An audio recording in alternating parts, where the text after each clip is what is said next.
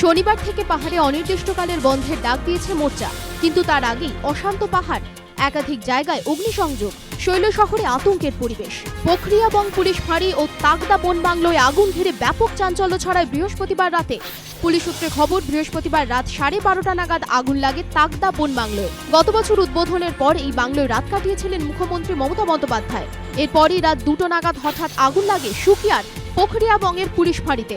আগুন লাগিয়ে দেওয়া হয় মংপংয়ে এনএইচপিসির একটি গাড়িতেও। উত্তরবঙ্গ উন্নয়ন মন্ত্রী গৌতম দেব জানিয়েছেন, দোষীদের বিরুদ্ধে কড়া ব্যবস্থা নেওয়া হবে। একই সঙ্গে মোর্চার উদ্দেশ্যে তাঁর বার্তা, আন্দোলনের পথ থেকে সরে না এলে আলোচনায় বসবে না সরকার। দলীয় নেতৃত্বের সঙ্গে বৈঠক করতে শুক্রবার সকালেই শিলিগুড়িতে গিয়েছেন তৃণমূলের সর্বভারতীয় সাধারণ সম্পাদক মুকুল রায়। শনিবার দলের নেতাকর্মীদের সঙ্গে বৈঠক করবেন তিনি। এদিকে গোর্খাল্যান্ডের দাবি নিয়ে দিল্লি দরবারে রোশনগিরিরা।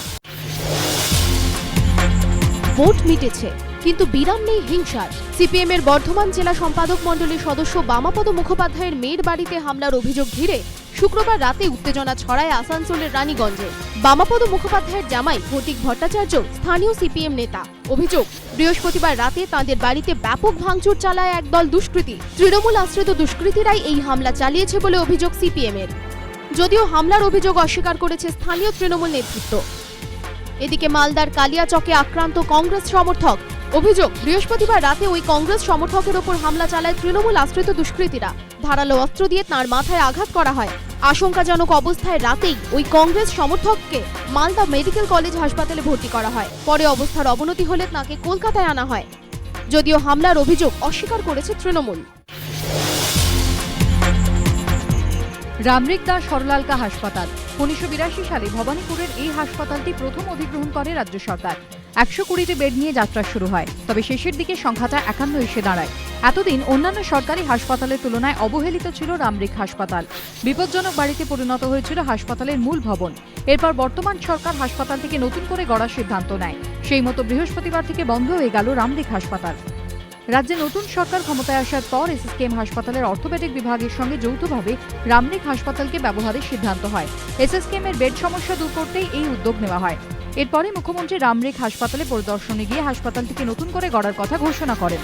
সেই মতোই নতুন ভবন তৈরির জন্য রামরিক হাসপাতাল বন্ধের সিদ্ধান্ত নেয় রাজ্য সরকার। হাসপাতালের সুপার নিখিল রঞ্জন রায় জানিয়েছেন, 3রা জুলাই রাজ্য সরকার রামরিক হাসপাতালে নোটিশ পাঠায়। নোটিশে 1 আগস্ট থেকে হাসপাতাল বন্ধের নির্দেশ দেওয়া হয়। সেজন্যই বৃহস্পতিবার থেকে বন্ধ হয়ে গেল হাসপাতাল। 61 বছর আগের কথা। উত্তর কলকাতার এই কুস্তি ক্লাবের বড় অবদান ছিল স্বাধীন ভারতের প্রথম অলিম্পিক পদক পাওয়ার পেছনে। ফ্রিস্টাইল কুস্তিতে যে কেডি যাদবের হাত ধরে 1952 হেলসিঙ্কি অলিম্পিকে প্রথম ব্রোঞ্জ মেডেল আসে ভারতে, সেই কেডি যাদব অলিম্পিকে যাওয়ার আগে অনুশীলন করেছিলেন এই পঞ্চানন ব্যায়াম সমিতিতে। এই ক্লাবেই এখন রাজ্য সংস্থার দপ্তর। কুস্তির সেই রাজ্য সংস্থা যারা 75 বছর পর জাতীয় চ্যাম্পিয়নশিপের দায়িত্ব পেয়েও এখনো জানে না প্রতিযোগিতা আয়োজনের 50 লক্ষ টাকা আসবে কোথা থেকে। ক্রীড়া দপ্তরের আশ্বাস নিয়মিত আসছে, কিন্তু ওই পর্যন্তই, কাজের কাজ কিছুই হয়নি। 14 থেকে 17 নভেম্বর জাতীয় চ্যাম্পিয়নশিপ কলকাতায়, অথচ এখনো প্রতিযোগিতা আয়োজনের জন্য বিভিন্ন দরজায় দৌড়তে হচ্ছে বাংলার আয়োজকদের। অলিম্পিকে যে খেলা থেকে গত 2বারে 3টি পদক পেয়েছে ভারত, সেই খেলার আতুর ঘরই এখন অস্তিত্ব সংকটে।